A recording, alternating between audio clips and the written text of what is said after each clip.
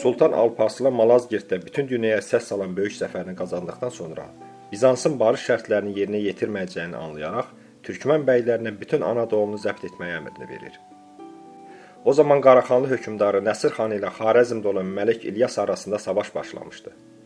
Alparslan vəziyyətə hakim olmaq, bölgədə nüfuzunu saxlamaq istəyirdi. Bu səfərdə ona qarşı çıxan Barzam qalasını inatla qoruyan qala mühafizəçisi Yusif Xarəzmi əsir alınmış və sultanın hüzuruna gətirilmişdi.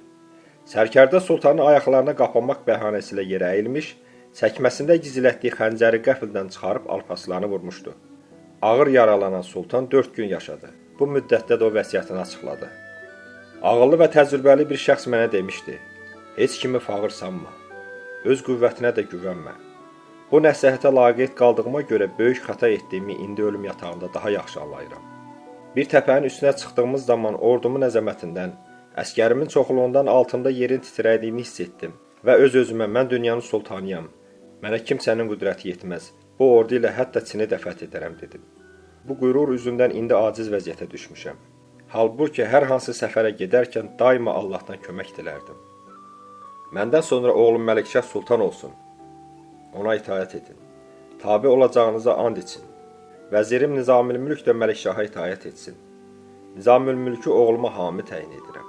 Atam Çağrı bəyə məxsus olan Bəlxdəki əmlak və yenə ona aid olan 500 min dinar oğlum Ayaza verilsin. Ayaz qardaşı Məlikşaha yardım etsin. Buna razı olmayıb üsyan edərsə, Məlikşah vəsiyyətimi yerinə yetirmək üçün Ayaza qarşı savaşda bu 500 min dinarı sərf edə bilər.